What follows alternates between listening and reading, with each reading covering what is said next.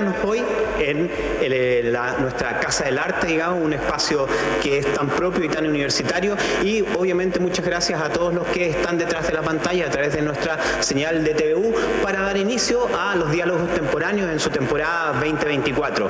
Estamos muy contentos de reiniciar con esta actividad que ha sido emblemática durante el último tiempo y que ha logrado traer la experiencia y el conocimiento que se genera dentro de nuestra casa de estudios a la comunidad. Ese es nuestro objetivo, poder tener un impacto real en la comunidad y que sea un espacio de diálogo y de conversación. Hoy en día nos vamos a centrar en un tema muy interesante desde el punto de vista de la salud. Vamos a ver salud integral de las mujeres, en qué estamos, evaluar cuáles han sido los alcances, cómo llegamos hoy en día a tratar este tema y cuáles son los desafíos a futuro, fundamentalmente en el marco de los 100 años de nuestra Facultad de Medicina, que tiene su aniversario y que empieza a partir de la próxima semana con una serie de hitos de celebración. Así que los dejo con nuestro panel para que conversemos esta conversación el día de hoy. Muchas gracias.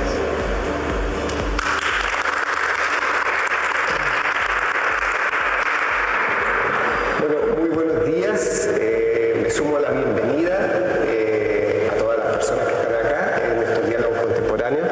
Mi nombre es Henry Castro Arias, soy médico uroginecólogo, profesor asociado de la Facultad de Medicina de la Universidad de Concepción, y me gustaría que partiéramos presentándonos. Mercedes. Gracias, Henry. Mi nombre es Mercedes Carrasco Portiño, yo soy matrona y especialista en salud pública, profesora asociada del Departamento de Obstetricia y Puericultura y directora del Magíster de Salud Sexual y Reproductiva de la Universidad de Concepción. Hola a todos, mi nombre es Rebeca Villagrán, soy doctora en Psicología Social y profesora asociada del área social comunitaria de Psicología, acá de la universidad. Porque vamos a hablar acerca de salud de las mujeres, salud integral, y en qué estamos en este 2024, que es un año hasta cierto punto bastante especial, sobre todo para nuestra universidad. Mercedes, ¿qué te parece a ti? Bueno, hablar en 2024 de salud integral de las mujeres tiene relación a tres hitos importantes que vive nuestro país. Uno, que estamos dentro de un proceso de reforma sanitaria que de alguna manera va a acercar los servicios sanitarios, ¿cierto?, a la población de distintas formas, los distintos niveles de atención. También tenemos los 100 años de la Facultad de Medicina, como mencionó quien nos presentó hace un momento, y también celebramos los 30 años, ¿no?, de la conmemoración o de la conferencia, ¿cierto?, de población y desarrollo que se celebró en 1994 en el Cairo, donde se establecieron ciertos lineamientos mundiales que aunaban a muchísimos países, donde se estableció como prioridad el empoderamiento de las mujeres y las líneas de trabajo de los países miembros, ¿cierto?, de Naciones Unidas para disminuir la brecha entre hombres y mujeres, privilegiar, ¿cierto?, el acceso a la atención sanitaria, y se marcó un hito importante de relevar los derechos reproductivos y los derechos sexuales en este caso, principalmente de las mujeres que tenían una brecha importante, ¿no? Bueno, igual 1994 para nosotros es como, oye, fue ayer, pero son 30 años. Así es. Y la situación en ese momento mundial tampoco dista tanto de lo que estamos viviendo ahora.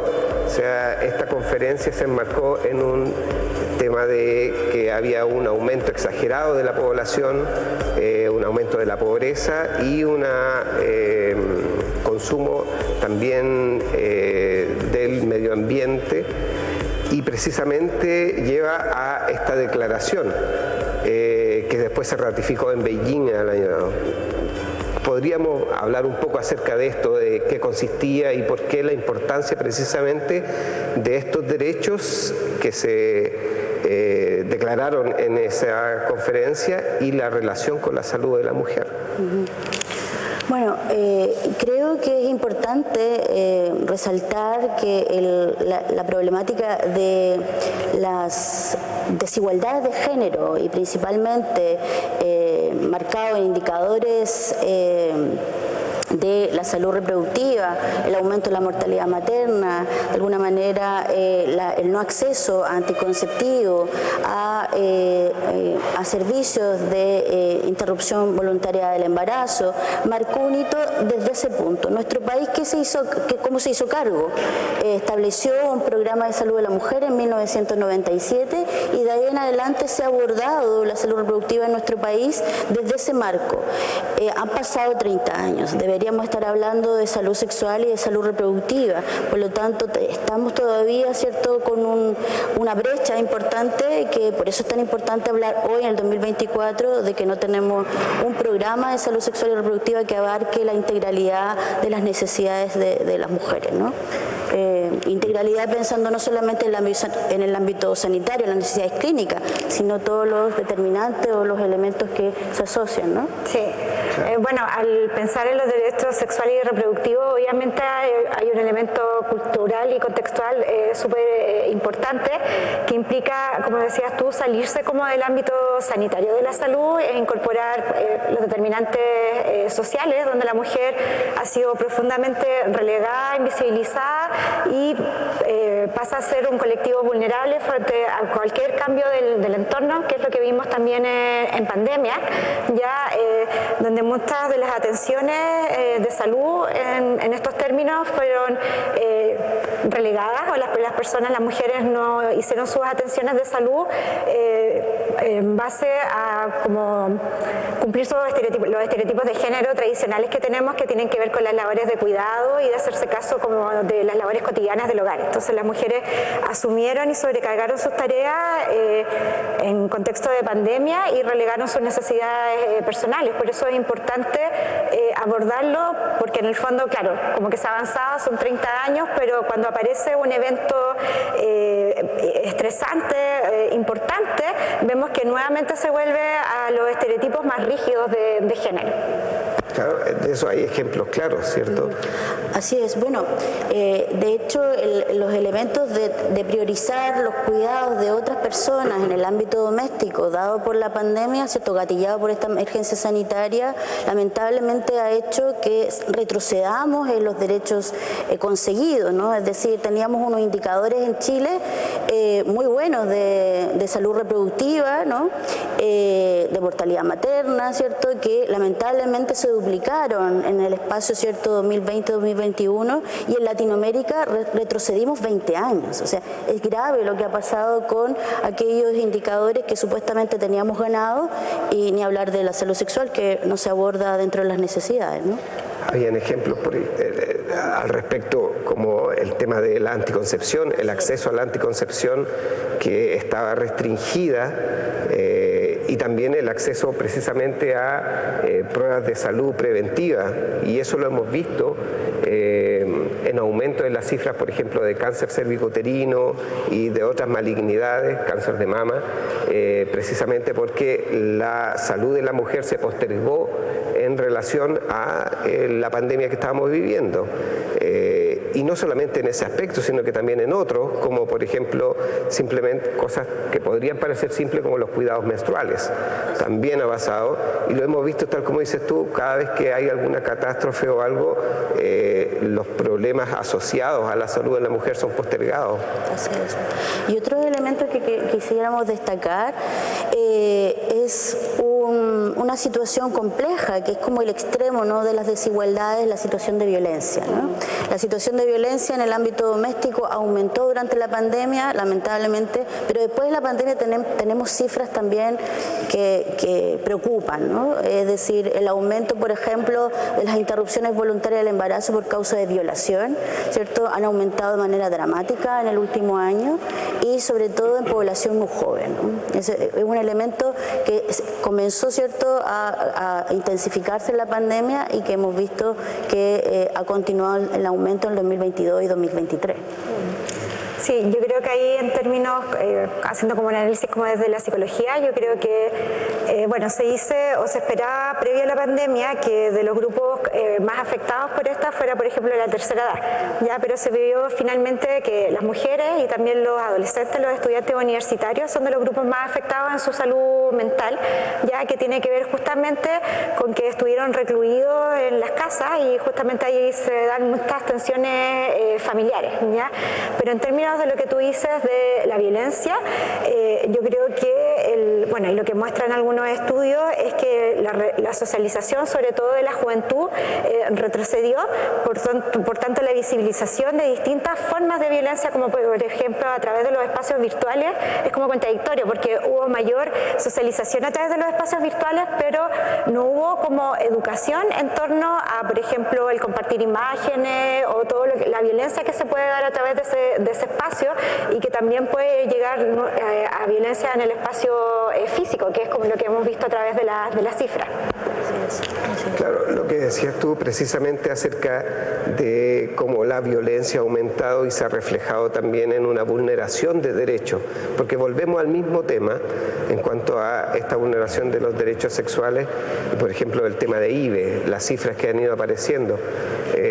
Hace un tiempo atrás vimos un reporte acerca de las cifras de IVE y veíamos, por ejemplo, que en algunas comunas muy cercanas a nosotros, por ejemplo en Talcahuano, no habían habido ningún IVE en niñas menores de 14.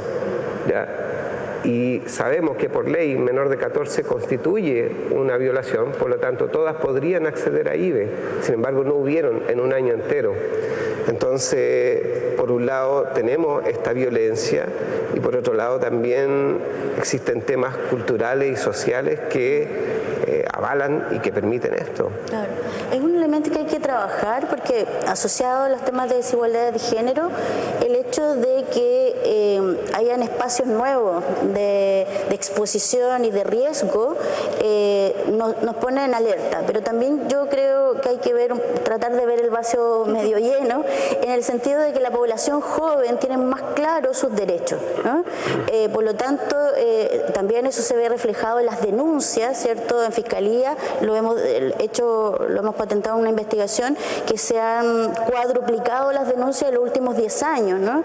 Asociado a este tipo de delito, ¿no? De violación y de agresión sexual.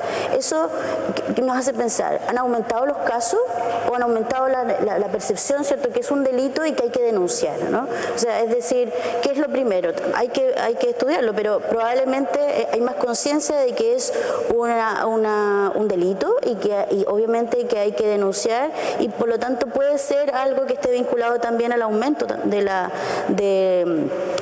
causal número 3, que es la de violación, ¿no? De la interrupción voluntaria del embarazo en nuestro país. Sí. A pesar de eso, la causal número 3 sigue siendo la menor de las 3 causales. Así es. Porque de repente se tiene la idea, y que fue lo que se planteó en algún momento al principio, de que iba a ser la principal de todas. Sin embargo, sigue siendo la menor de las 3. Un 23% aproximadamente del total y la primera es por malformación congénita con incompatibilidad de la vida y la segunda de obviamente el riesgo de salud de la madre, ¿no? Para que lo sepamos. Sin embargo, también hay que resaltar que entre el 90 y el 98% de las de violación están concentradas en población menor de 18 años. ¿Ya? Eso es importante. Y que está vinculado con las temáticas de una falta de educación sexual, ¿cierto?, integral en nuestro país, ¿no? Que es otro tema que estamos al debe y que influye en la salud de las mujeres asociada a distintos elementos, ¿no?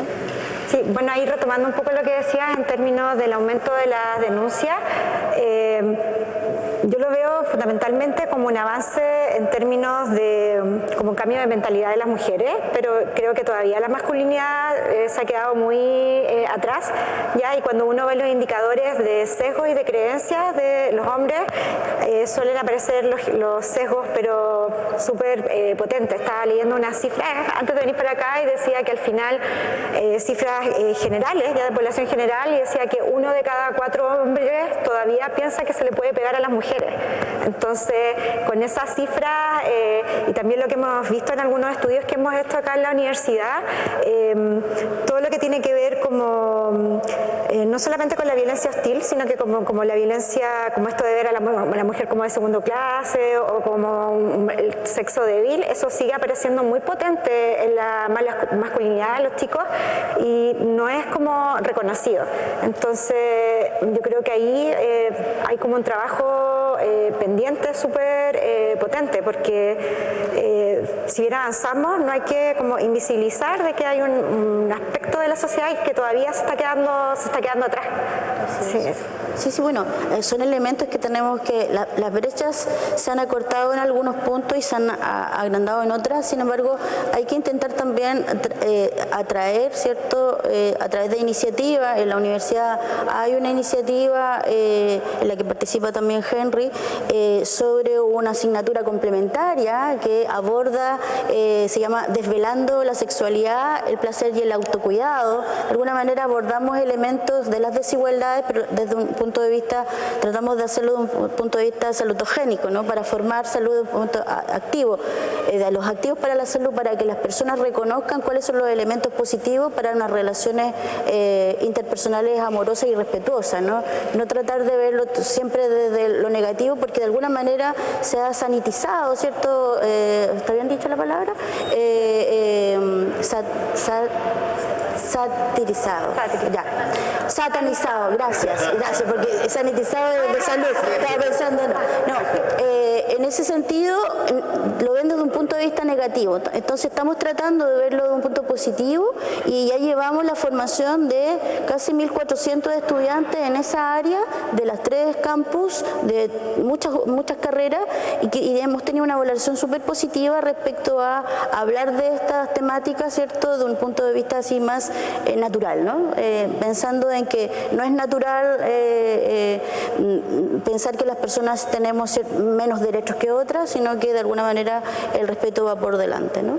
Claro, ahora, precisamente, y volviendo un poco al Cairo y la declaración, salud no se define como la ausencia de enfermedad, sino que se define como un estado de bienestar pleno, y es precisamente el derecho que debieran los estados asegurar a las personas, porque somos el principal capital de todas las naciones.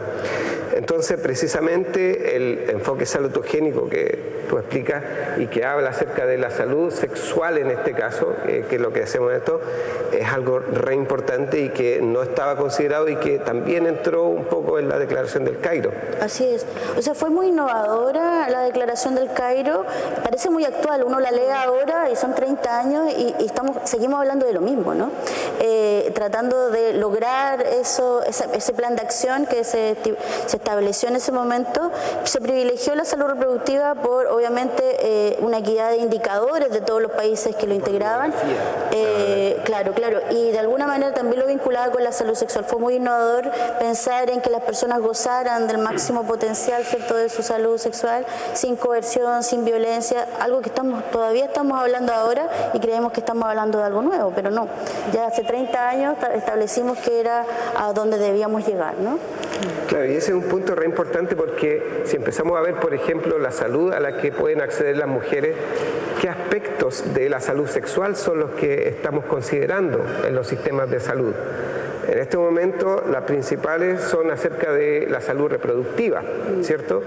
O también de la salud ginecológica, pero la salud sexual en sí, o las disfunciones, por ejemplo, de la sexualidad, no están siendo abordadas en el sistema de salud.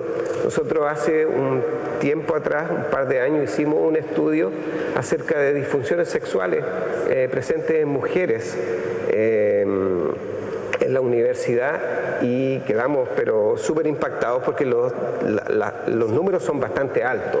O sea, estamos hablando de cerca de un 40% de las mujeres pueden tener algún tipo de disfunción sexual, ¿ya? Ahora, ¿qué se hace con esto? El tema es también, nosotros como investigadores o como académicos nos quedamos con las cifras, pero ¿qué viene después? Yo creo que es necesario instalarlo en en los medios y en la agenda política. O sea, de alguna manera hay que establecer, hay que trasladar la investigación y el nuevo conocimiento a quienes toman las decisiones. De alguna manera trasladar la información no solamente a través de la comunidad científica, a través de artículos, sino que también a través de incidir, ¿cierto?, a través de informes, el lobby, presentarlo, ¿cierto?, a quienes toman las decisiones para que se establezcan. Tratar de participar lo que más se pueda en las mesas técnicas de los ministerios involucrados. Creo que de esa manera, como personal académico, ¿cierto?, como universidad, cumplimos con el rol también público de trasladar, ¿cierto?, de alguna manera activa las necesidades de la comunidad, en este caso a la elaboración de políticas públicas. Sí, yo creo que ahí es súper importante el tema de la investigación aplicada, lo que dices tú, en la generación de informes y de conocimiento que sea que permita transformar la realidad y que pueda incidir en las políticas públicas para poder cambiar aquellos aspectos de la sociedad que se pueden cambiar, ¿ya?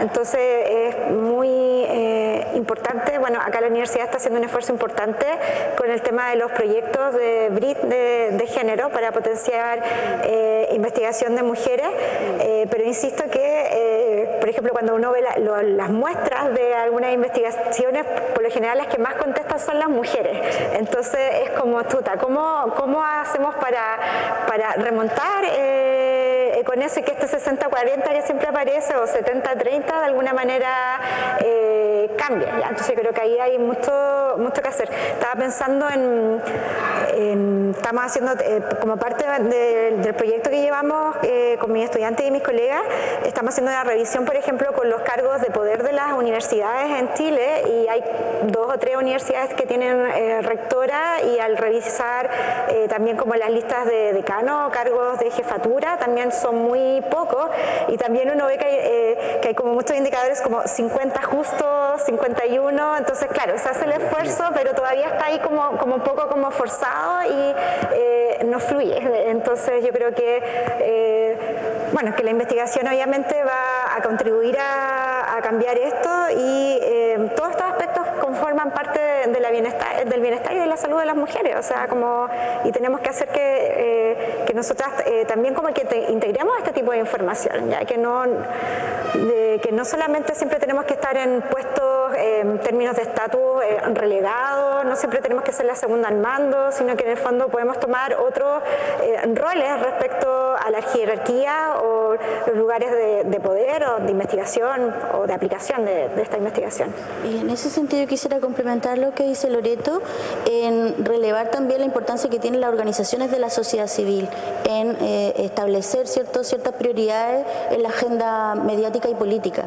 Es decir, existen organizaciones con un trabajo fantástico que han relevado realidades locales y nacionales, que es necesario. Aquí tenemos la Fundación Antonia, que hace muy poquito, la semana pasada, mostró los resultados de su encuesta regional sobre violencia, y los datos son preocupantes. Es decir, y de alguna manera tienen un trabajo tan bien elaborado, la Fundación, ¿cierto?, y otras con las que trabajamos, que de alguna manera pretenden, y creo que es súper positivo, y hacer un llamado a la comunidad que está viendo este programa, de participar activamente como comunidad, ¿cierto?, en relevar los problemas de salud. Hoy estamos hablando del problema de salud de las mujeres, pero también de cualquier otra necesidad, porque de alguna manera quienes nos representan deberían estar preocupados, ¿cierto?, y preocupados, de responder a las necesidades de la población, ¿no? Y las organizaciones de la sociedad civil tienen mucho que decir. Sí. Bueno, hablemos un poquito acerca de las investigaciones que hemos estado trabajando en relación a la salud de la mujer. No sé si te parece, Martí. Sí, claro. Bueno, uno de los elementos importantes que vincula tanto lo clínico como lo social tiene que ver con cuáles son los elementos que permiten y facilitan el acceso a la atención sanitaria, ¿no?, de problemática de salud ginecológica, específicamente de disfunción del piso pélvico, y una que es la más prevalente, que seguro les sonará a ustedes aquí en la Casa del Arte y en sus casas, que es la incontinencia de orina, que es algo tan prevalente y tan habitual y tan naturalizado generalizado, ¿ya? Que de alguna manera no preocupa a las mujeres, ¿cierto? Porque relevan el tema de cuidado, y que demostramos, ¿cierto?, a través de una propuesta teórica de que existen tanto elementos individuales como del entorno cercano. La familia puede hacer mucho por impedir que una mujer recurra al sistema sanitario, ¿cierto?, burlándose, riéndose, ¿cierto?, de los síntomas, de elementos que son muy cotidianos, pero también el sistema sanitario en atención primaria y en secundaria también tiene mucho que ver, ¿no? Creo que podríamos relevar los temas de postergación, que también obviamente tienen que ver. Teníamos, por ejemplo, mujeres que llevaban 19 años, ¿cierto?, con pérdida de orina involuntaria sin recurrir a la asistencia por un tema de que parecía algo natural y privilegiaron el cuidado de otros, ¿no? Por ejemplo. Claro, en ese ámbito, que como es mi subespecialidad y me gusta mucho, pero el año pasado, por ejemplo, salió una declaración de la FIGO, que es la Federación Internacional de Ginecobstetricia, hablando precisamente acerca de cómo la postergación que se ha hecho en los sistemas de salud de los problemas y disfunciones del piso pélvico de las mujeres constituyen una vulneración de los derechos humanos, ¿ya? Y tiene que ver con precisamente lo que se habla en el primer derecho, que tiene que ver con la dignidad de las personas, ¿ya? Y habla precisamente de lo que habíamos encontrado en el estudio, y que hay muchas mujeres que por vergüenza no acuden porque hay un desconocimiento, hay una normalización social acerca de la sintomatología. Nosotros hicimos un estudio también acá de prevalencia de incontinencia, y lo hicimos en estudiantes de la universidad. Esto fue hace varios años, ya hace muchos años, que la mayoría de las estudiantes son jóvenes, ¿cierto? Nuestro promedio de edad fue cerca de 23, una cosa así, y encontramos cerca de un 40% de mujeres que tenían incontinencia de orina. 40%. O sea, altísimo. Es un problema mayor. Sin embargo, no existen políticas adecuadas para esto y se sigue postergando. Es cierto que hay una iniciativa que partió este año del gobierno para precisamente resolver estos problemas de piso pélvico, pero aún es insuficiente, dada precisamente la cantidad de personas que tienen este problema. Y ahí volvemos al tema de las determinantes, volvemos al asunto de cómo varias cosas confluyen precisamente para que la salud de la mujer sea postergada. Así es, así es. Sí, bueno, ahí está todo el tema como cultural, ya en el fondo de cómo se invisibiliza a la mujer, y que en el fondo son otras formas o expresiones de la violencia. Ya estaba pensando, bueno, yo no tengo tanta cercanía con el tema, no estudio incontinencia urinaria, pero no sé, pensando en temas, por ejemplo, como la menstruación, que es un tema que no se puede conversar, que la gente como que se asusta cuando uno quiere hablar de eso. O sea, obviamente la incontinencia ya es como subir un escalón, un peldaño en tema de conceptos o de términos que no son comúnmente tocados en la conversación, que dices tú, y que son normalizados producto de las burlas o del humor, como de los espacios culturales, ¿ya? Y también que se relacionan también con cierto rango etario y no se vinculan a que puede ser como un problema general de la salud de la mujer. A mí me impresiona mucho lo que estabas comentando. Sí. Sí. Quería comentar que ayer justo se defendió una tesis en el magíster sobre hábitos alimentarios y el impacto que tiene en la salud menstrual, ¿no? Y de alguna manera es muy interesante porque existen ciertos alimentos respecto a, esto se hizo en la universidad, con estudiantes universitarias, es decir, la dinámica de la planificación de un día a día, ¿cierto?, del ámbito universitario, de alguna manera relega la importancia de la alimentación equilibrada o saludable, y que lamentablemente hace que vivan de peor forma, ¿cierto?, todo el periodo premenstrual, e intensifican muchos síntomas que alteran la calidad de vida. Es decir, no es fácil, ¿cierto?, sobrellevar los síntomas del periodo premenstrual o menstrual, ¿cierto?, que es algo natural y que nos acompaña durante la mayor cantidad de años de la vida, ¿no?, y que está relacionado con hábitos alimentarios. Entonces hay que difundir la información que tenemos para obviamente mejorar la calidad de vida de las mujeres que viven, y las personas menstruantes que viven este esta etapa cada mes, ¿no? Sí. Bueno, y ni hablar de los hábitos miccionales también. Bueno, además. Ni hablar de eso, que es algo que nosotros vemos todo el tiempo en las disfunciones del piso pélvico. Y también precisamente es otra de las vulneraciones que se realizan, porque por ejemplo en mi experiencia me toca de repente ver personas que no pueden acceder al baño por las condiciones de su trabajo. Así es. Que es algo que nos parece básico y esencial, pero es así, que de repente por los horarios de trabajo les tiene restringido que no pueden ir, por ejemplo, en 4, 5, 6 horas, y eso no es algo saludable. Entonces, volvemos al tema de derechos y de las vulneraciones y de cómo esto tiene un impacto precisamente en la salud. Así es. Bueno, y sobre todo porque las actividades laborales de servicios, donde principalmente se está de pie sin acceso a este tipo de necesidades, son mujeres. O sea, es decir, ¿cierto? La mayor cantidad de servicios, tanto públicos como privados, está, ¿cierto?, ocupado esos espacios por mujeres. Es decir, volvemos al círculo, ¿no?, de las desigualdades. Bueno, nos gustaría también conversar con el público, con la audiencia. La idea es que, claro, hagamos esto interactivo. Si tienen alguna pregunta para el panel, tenemos un micrófono ahí atrás. ¿Algún comentario? Si alguien quiere hacer algún comentario o alguna pregunta.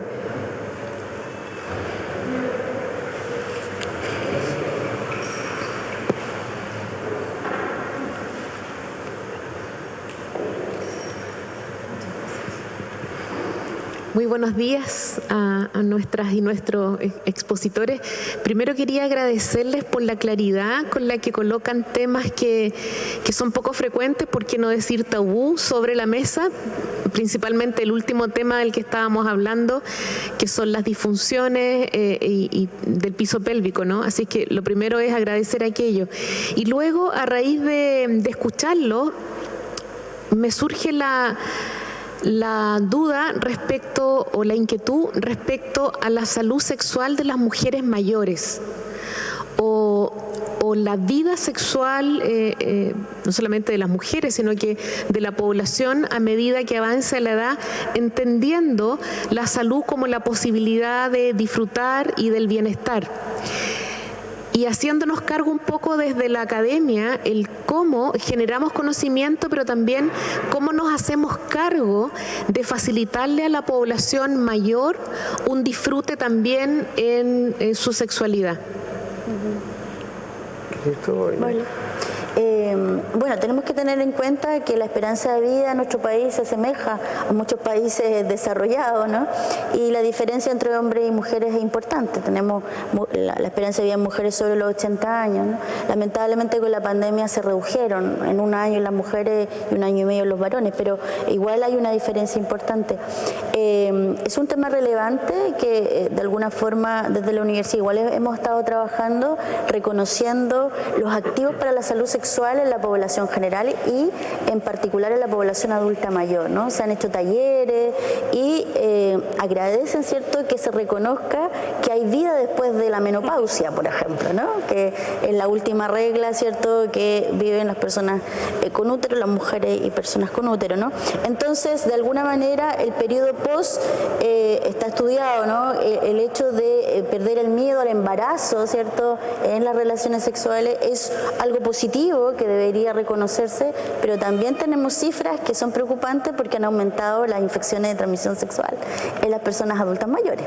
Entonces, eso quiere decir que obviamente hay una vida sexual activa, pero hay también un poco cuidado respecto a la prevención de infecciones y que no solamente eso, porque sabemos que el cáncer cervicuterino está vinculado, ¿cierto?, en su gran mayoría al virus del papiloma humano, ¿cierto?, 16-18, y que el cáncer sería como una enfermedad de transmisión sexual, ¿no? Entonces, hay que transmitir la naturalidad de la vida sexual después de la menopausia, ¿cierto?, que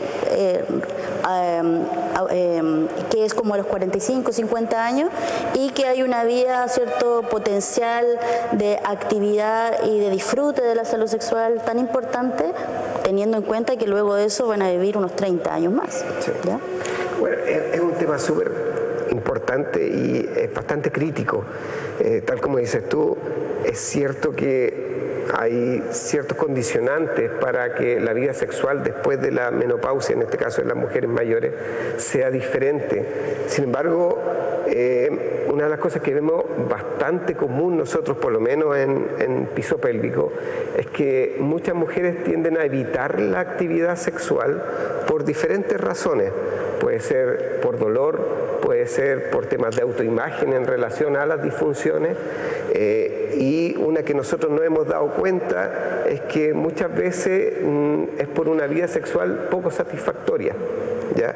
Y ese es un tema súper tremendo que no se habla. Muchas veces vemos, por ejemplo, que hay mujeres que dicen yo lo hago por cumplir, porque me lo piden, pero si de mí dependiera yo no lo haría. Y eso habla de una vida sexual no satisfactoria claramente, y que pueden haber muchas causas de esto. En un estudio reciente que apareció en mujeres mayores de más de 70 años, se vio cuál era la razón por la cual no tenían actividad sexual. Primero que nada, se vio que el promedio de estas mujeres no tenían actividad sexual hace 16 años.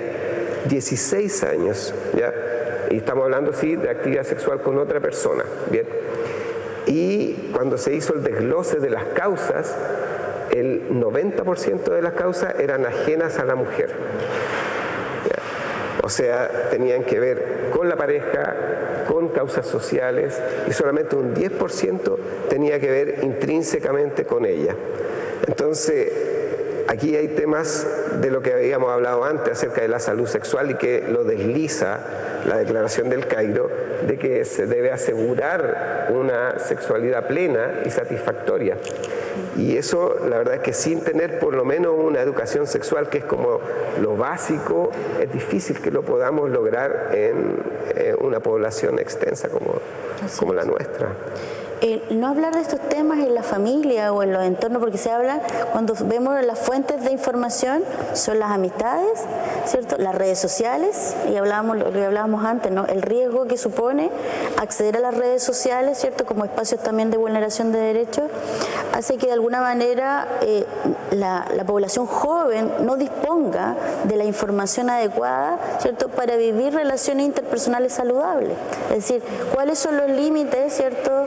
Que de mis derechos, del respeto de mis derechos y del respeto de los derechos del otro, ¿no? Tanto para mujeres como para hombres, o para las personas, ¿cierto?, que se identifiquen con otra identidad. De alguna manera hace que sea una obligación, ¿cierto?, como institución y como sociedad, tratar de instalar este tema, ¿no? Afortunadamente ahora tenemos una ley recientemente aprobada, la Ley Integral contra la Violencia contra las Mujeres, que establece un elemento sobre educación no sexista, ¿no? Ojalá se aproveche y se instale de alguna manera alguna política, algún programa efectivo con recursos, porque nosotros somos un país que aprueba políticas y leyes sin recursos, somos famosos por eso, y de alguna manera ojalá que sea cierto para que pueda haber un acceso equitativo, porque existen iniciativas de educación sexual, pero muy heterogéneas, muy heterogéneas. Nosotros hicimos un estudio hace un tiempo, el mismo que relevaba que se cuadruplicó la tasa de denuncia en adolescentes, que teníamos un estudio en el Gran Concepción donde había establecimientos donde tenían absolutamente nada, los contenidos mínimos que establece el Ministerio de Educación, y otros que tenían un profesional matrona en el establecimiento. O sea, esa es la diferencia que tenemos en el entorno local. Entonces, nos falta mucho todavía, yo creo. Sí. ¿Alguna otra? Sí, por acá tenemos.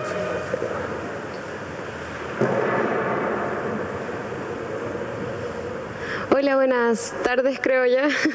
Sí, buenas tardes. Muchas gracias igual por todo lo compartido. Me gustaría abordar un poco, o sea, que ustedes abordaran en realidad, hablaron sobre la alimentación y los hábitos alimentarios en periodos de premenstruales, menstruales, y que eso podía ayudar a como que sea más llevadero el proceso. O sea, por lo menos yo siento que es algo que no se habla, o sea, yo jamás lo había escuchado uno está acostumbrado a querer comerse todo la semana previa y tomarse un ibuprofeno y ya está. Entonces me gustaría como que pudieran quizás abordar un poquito más ese tema, o dónde poder encontrar información al respecto. Vale. Lo segundo le puedo ayudar. Lo primero no, porque no es un tema de mi expertise. Yo estuve ahí porque era la directora del programa y tuve que estar en la tesis, pero hay datos muy interesantes. Esta tesis se hizo en conjunto entre la Facultad de Medicina y la Facultad de Farmacia, con la doctora Lorena Meléndez como coguía y la doctora Yolanda Contreras como guía, y la alumna se llama Yuri Pamela Urrutia. Entonces, en el repositorio de la universidad está disponible la tesis de magíster con ese nombre: Pamela Urrutia, Yolanda Contreras y Lorena Meléndez. Ahí puedes encontrar el detalle extenso, porque tiene un análisis exhaustivo. Hicieron un registro semanal del consumo de los distintos alimentos en estudiantes. Entonces se puede especificar claramente cuáles son aquellos elementos que podrían estar asociados a tener síntomas más intensos en el periodo menstrual, ¿no? Para que se involucren en el síndrome premenstrual. ¿Ya? Quizás sería interesante hablar con el investigador y pedirle que generara alguna infografía o algún tipo de material que se pudiera compartir o distribuir. Yo creo que sería súper interesante. Sí. Sí, teníamos otra pregunta por ahí. Sí, buenas tardes. Mi consulta es cuando se menciona el tema de los hábitos miccionales, por ejemplo, y la necesidad que tiene cualquier persona que trabaja 6, 8 horas parado atendiendo público ir al baño, y que esto no ocurre, es que resulta tan de perogrullo entender que debiese ser así, y no es así, ¿sí? Entonces, la consulta es ¿cómo se hace el cambio? ¿Cómo se va del dicho al hecho? La información se llega tantas veces que lo que se intenta hacer es un cambio cultural, o sea, más bien proactivo, o tiene que ser siempre impositivo, o sea, poner una ley con nombre, porque a eso estamos un poco acostumbrados los chilenos, sí, que obligue a la gente a efectivamente regular. ¿Cómo lo ven ustedes desde ese aspecto? A ver, en la experiencia, en mi caso, por ejemplo, yo lo que tengo que hacer habitualmente es emitir certificados, ¿ya? Entonces, emito un certificado que dice: la señora tal cual, tal nombre, debe tener la oportunidad de ir al baño cuando ella lo necesite. Resulta algo que uno es impensable, pero en muchas pegas lo piden. En otros trabajos no, la verdad es que como que se dan cuenta y dicen: oh, en realidad estamos vulnerando derechos de las personas, y dicen: pueden ir cuando ustedes quieran, pero en otros lados sí se lo exigen.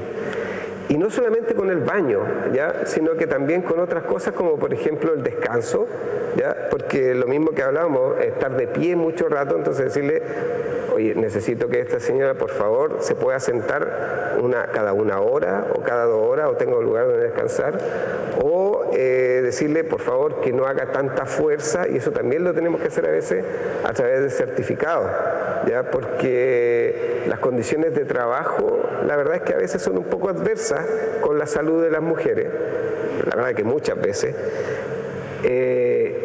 y claro, uno de repente al conversar con las mujeres, uno piensa: deje el trabajo, busque otro, pero no es así de fácil, para nada. Puede que sea la única oportunidad que trabaja, la única sustento que tenga para la familia o para sí misma, o en mujeres, lo que hemos visto también en mujeres mayores que quizás debiesen estar en su casa tranquilamente con una pensión adecuada para vivir dignamente y tienen que seguir trabajando.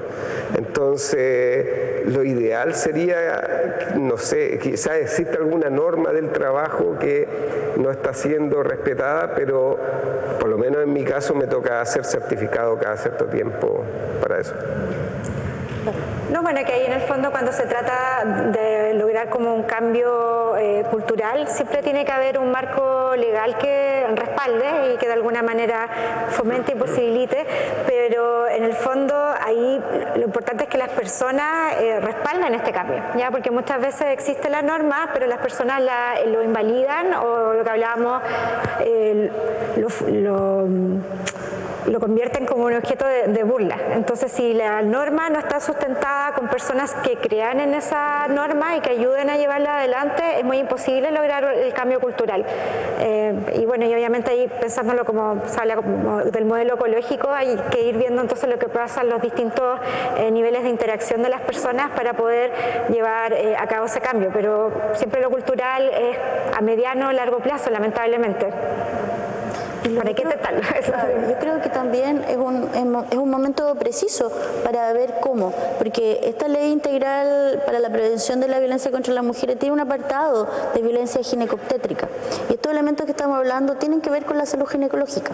O sea, de alguna manera lo que viene, el camino que viene es muy importante para visibilizar, por ejemplo, que la salud menstrual es un problema, ¿cierto? Si no se vive de manera adecuada, la salud ginecológica asociada a la salud pélvica también es un problema que no solamente afecta a las mujeres, que también afecta a los hombres, ¿no? Entonces creo que es un momento propicio para iniciar un camino para que las normas que salgan asociadas a la ley lo contemplen.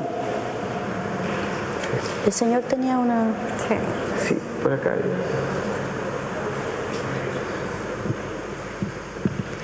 Buenos días. La pregunta mía es, ¿cuál es el riesgo de ser una mujer con 80 o más años actualmente en el aspecto cultural, social, relacional y de salud? ¿Habrá un riesgo o no es un riesgo? Los riesgos asociados a la edad. Bueno, ahí hay que hablar un poco como de la interseccionalidad, de cómo se combinan distintas identidades en una sola persona. Entonces estaría como el tema del género, ya estaría el tema de la edad, del rango etario, y en el fondo también el tema de la invisibilización. Ya en general la tercera edad siempre es definido como un grupo vulnerable dentro de nuestra sociedad, lamentablemente, y eso acarrea una invisibilización de sus necesidades. Yo que trabajo todos los temas que son más cercanos a desastres o eventos estresores, lo que se ha visto es que las personas de la tercera edad, las mujeres de alguna manera, o se les asigna cuidado, por ejemplo, de los nietos o de alguien más, o son personas que son removidas de lugares y se pierden como el derecho a la participación y pierden el derecho a poder dar su opinión y a decidir y a controlar como su destino, ¿ya? Y eso es como muy triste, ¿ya? Entonces yo creo que sí, o sea, riesgo frente a un cambio en el entorno, sí, o sea, de todas maneras, porque sobre todo, como lo que comentabas tú, las pensiones son bajas, no hay un sistema que respalde, los sistemas de apoyo social están más debilitados porque quizás no cuenten con una red interpersonal tan potente, y bueno, y muchas veces las mismas familias abandonan, ¿ya? Entonces hay muchos factores de riesgo, ¿ya? Pero también hay muchos factores protectores que se podrían potenciar, que tienen que ver con las mismas redes que pueden armar personas de la tercera edad. Yo conozco una experiencia que se está haciendo en la Municipalidad de San Pedro, donde hay mujeres que se juntan a meditar los lunes, y es una experiencia muy, muy bonita, ¿ya? Y se han dado lazos como de solidaridad, comparten alimentos, se apoyan, comparten sus problemas. Yo creo que ese tipo de actividades son las que hay que potenciar, pero también yo creo que si bien tienen que ser acciones que estén dirigidas como a un grupo colectivo en específico, yo creo que también está el tema de que en esos grupos las personas puedan coexistir con otras personas de otro rango etario, si no finalmente se termina como estigmatizando y separando, excluyendo de la población general. Otra cosa que quisiera relevar de las mujeres mayores y de la atención que deberíamos darle. Históricamente la mujer mayor sobre todo ha estado relegada al ámbito doméstico, a la casa y al cuidado. Entonces una vez cuando ya perdemos la acción, ¿cierto?, de cuidar a otro, es decir, los hijos son grandes y se van de la casa, de alguna manera la sociedad no ha reconocido, ¿cierto?, que esa mujer es una mujer activa, que puede participar de la sociedad y que tiene que también preocuparse de temas preventivos. Por ejemplo, muchas de ellas llegando a la menopausia o yéndose la familia de la casa, ¿cierto?, ¿cierto? Dejan de ir, ¿cierto? Por ejemplo, a hacerse el Papa Nicolau, ¿cierto? Que de alguna manera pesquisa el cáncer cervicuterino de manera temprana. Por otra parte, la mamografía, que tenemos, ¿cierto?, una política nacional muy buena de cobertura y que es la causa de la principal causa, ¿cierto?, por cáncer de muerte de las mujeres. Es decir, se relegan a tal punto que como ya no tienen una función reproductiva, ¿cierto?, y ni hablar de la salud sexual, ¿cierto?, no recurren, por lo tanto, cuando llegan, lamentablemente llegan con los síntomas de un cáncer mucho más avanzado. Entonces, hay riesgo asociado a la edad, por supuesto, que hay que seguir cuidándose post la menopausia, por supuesto, y después de que ya no hay un rol de cuidado directo, hay una vía por delante larguísima que pueden participar de distintas actividades, como dice Loreto, de la sociedad, ¿cierto? Hay muchas organizaciones, actividades municipales que favorecen la salud mental y también la salud física. Bueno, yo tomando el tema del PAP, que también es un tema súper importante específicamente porque el programa nacional cubre hasta los 65 años la toma de PAP de manera sistemática, y aquí hay un asunto que nosotros hemos visto bastante común, que mujeres mayores de eso no se hacen el PAP porque no se les recuerda, ¿ya? O también porque hay profesionales que, como no está dentro del programa, no se lo hacen. Le dice, usted señora ya no está dentro del programa, no es necesario, porque cuando se crearon los programas teníamos una esperanza de vida mucho menor y se veía que en prevalencia el cáncer iba a alcanzar hasta ahora, pero ahora estamos en otra etapa, entonces esto se debiese extender. Y por otro lado, el riesgo de las mujeres mayores también pasa por un sesgo profesional que nosotros vemos bastante común, que es que por el hecho de ser muy mayores le dicen que ya no tienen acceso a ciertas terapias, ¿ya? O sea, a mí me pasa en el ámbito de piso pélvico que mujeres que tienen problemas de incontinencia o de prolapso genital u otro similar, mayores de 80, 85 años, es bastante común que le respondan que ya no pueden acceder a nada por su edad, y eso no es verdad. Entonces ahí ese riesgo existe, pero por un sesgo profesional. Entonces, que también tiene que ver con precisamente la vulneración a la dignidad a través de la falta de capacitación de los profesionales, y en ese ámbito la universidad es fundamental en cómo formamos a las personas que van a trabajar en salud. Por acá, el micrófono.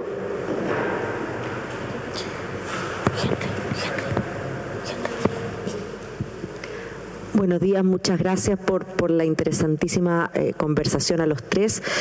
Tomando el concepto de la salud integral, una de cuyas facetas más relevantes es la salud sexual y reproductiva, pero desde la perspectiva integral, y sumando la lógica de los determinantes sociales en salud, que es súper relevante, y el señor nos conectaba con el tema el tema etario, que ojo, también lo podemos proyectar en tema de la salud de las niñas o de las adolescentes.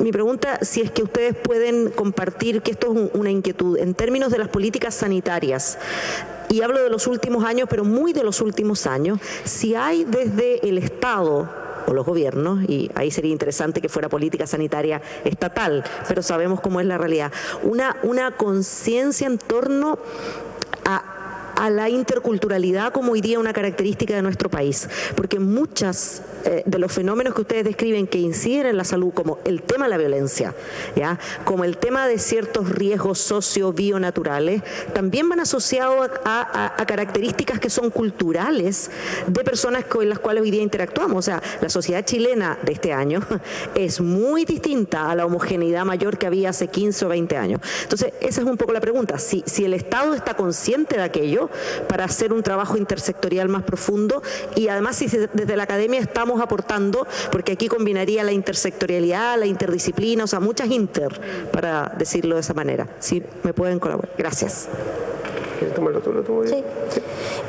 Bueno, nosotros estamos participando de un Fondesit sobre acceso a la atención sanitaria de población migrante. Es un elemento que estamos llevando a cabo porque lo vamos a ampliar, por supuesto, a otro tipo de población, y claramente nos damos cuenta de que hay una ausencia de intervención con este enfoque.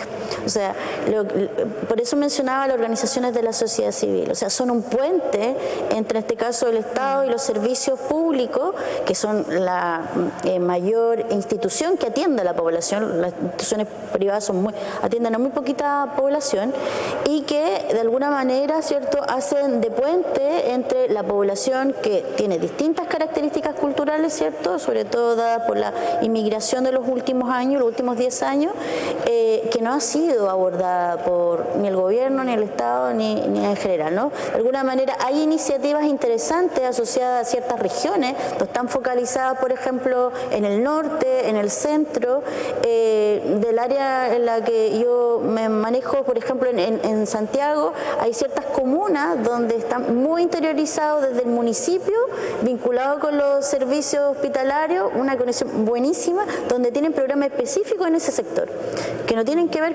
con iniciativas gubernamentales. Entonces, de alguna manera, hay que nacen de las bases los cambios y que de alguna manera deberían ser replicados, ¿cierto?, en otros espacios o tomados por el propio gobierno, ¿cierto?, o el Ministerio de Salud, que es el ente, ¿cierto?, que formula la política de salud, que también lo puede hacer el Congreso, pero ahí estamos, ¿cierto?, con otros problemas, y de alguna manera replicarlo, ¿no?, porque han sido muy efectivos en mejorar indicadores y en tener una mirada, ¿cierto?, integral de la salud, porque son, ¿cierto?, conectan la atención primaria, que ve un montón de programas preventivos y promocionales, con los asistenciales a nivel secundario y terciario, que son muy interesantes, pero a nivel nacional lamento decirte que no.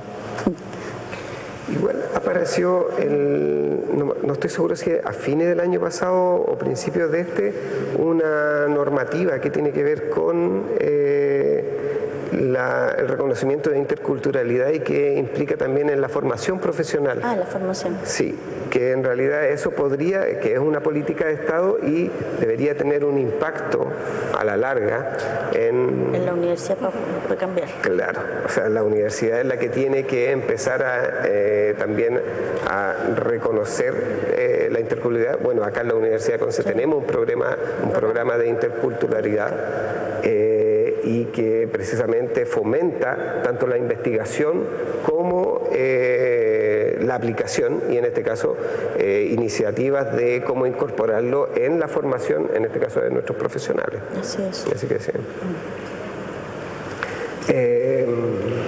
Sí, la última pregunta. Sí, por esto. Sí. Muchas gracias. Buenas tardes. Yo tengo una pregunta y quiero también recoger un poco de las ideas que ya se han conversado. El último trimestre del año pasado, la Cámara de Comercio de Santiago publicó un informe que estudia con respecto a la feminización del trabajo y en la parte social más que nada quiero apuntar que habla respecto al aumento del porcentaje del empleo informal en las mujeres y también en qué áreas de la parte laboral se desempeñan más mujeres y más hombres, siendo en mayor porcentaje las áreas de servicio, educación, hogar, educación, y también volviendo a la parte de la informalidad.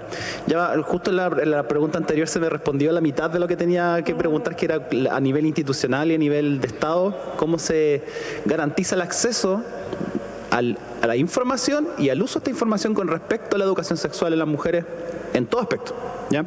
Pero desde la academia, ¿cómo tienen pensado o han hecho para poder abordar esto mismo, pero en el sector privado, que es donde muchas empresas, a lo mejor algunas en la parte, tienen proactividad con respecto a facilitar el acceso a la información o al uso de herramientas de educación sexual o de salud sexual integral, pero hay otras empresas que no? Entonces, desde la academia, ¿cómo se pueden acercar, por ejemplo, a distintas instituciones que están incluso relacionadas con la universidad para poder crear conciencia en la parte directiva? Porque ya hablamos mucho de la información a la población, de cómo puede utilizar ciertas herramientas, pero también tenemos que pensar que el empleador, por ejemplo, también tiene que estar consciente de poder permitir los tiempos o el acceso a la información para las mujeres que trabajan en un lugar, partiendo por cosas tan básicas como delante hablábamos con la dignidad humana y el acceso a un baño, al acceso a poder ir, o al acceso a que pueda ir a médico, por ejemplo, ya sea porque la empresa tiene algún seguro de salud que cubrirá la parte ginecológica, no lo sé. ¿Cómo desde la academia se puede aportar, o lo han pensado, para poder concientizar a las personas del sector privado, a los empresarios, los dueños, etcétera, en poder implementar mejor políticas empresariales para las mujeres de manera integrativa? ¿Voy? Bueno, Dentro de las políticas de vinculación con el medio de la Universidad de Concepción, precisamente una línea importante es la vinculación con el ámbito productivo.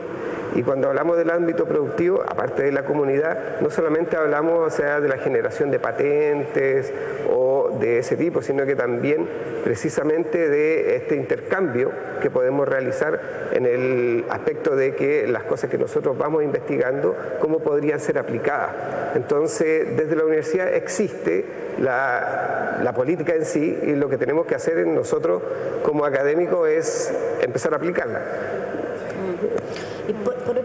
Sí, no, en el fondo, complementario a eso, nosotros como en la labor como formativa, obviamente está la labor de concientizar y de valorar ese tipo de inclusión de los derechos. O sea, yo sé que la universidad en algunas carreras en específico está muy interesada en incorporar el enfoque de derecho en la formación de las y los estudiantes, pero también, por ejemplo, estaba pensando en un complementario que hacemos con profesores de distintas facultades, y ahí vemos el tema de los desastres, que es como mi tema, ¿ya? Y hay mucha gente de ingeniería, física, entonces yo les digo, bueno, ¿qué hacen ustedes?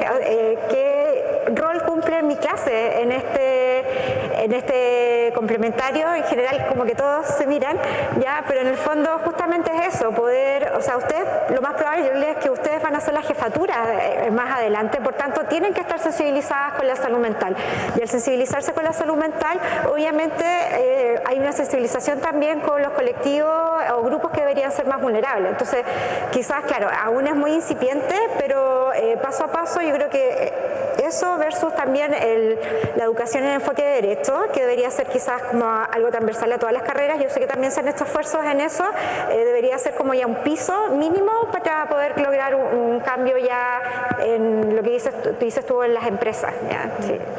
Y para cerrar este tema, yo, sumándome a lo que dijeron mis colegas, la asignatura que mencioné anteriormente, que hablaba sobre el ámbito saludogénico de la salud sexual, que tiene el acrónimo SEX-UDEC, que causó mucha polémica en las redes sociales, lo pusimos así para que tuviera interés en no solamente a las carreras de la salud, sino que también al resto. Y la verdad es que sí ha causado un buen impacto.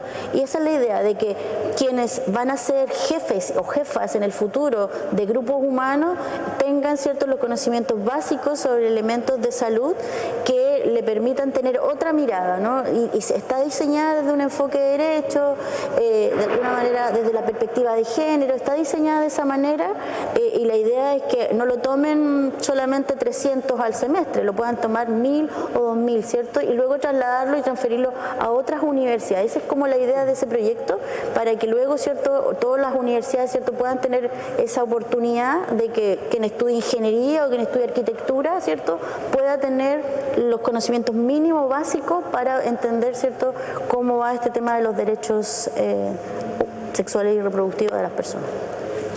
Bueno, les agradecemos la presencia a este primer diálogo contemporáneo organizado por la Vicerrectoría de Relaciones Institucionales, Vinculación con el Medio y la Vicerrectoría de Investigación y Desarrollo. Les dejamos invitados e invitadas para los próximos que vienen mensuales, y antes de que se vayan les digo también que hay un QR en la puerta afuera que es para que nos den sus opiniones para nuestros próximos diálogos contemporáneos. Así que muchas gracias y que tengan un súper buen fin de semana.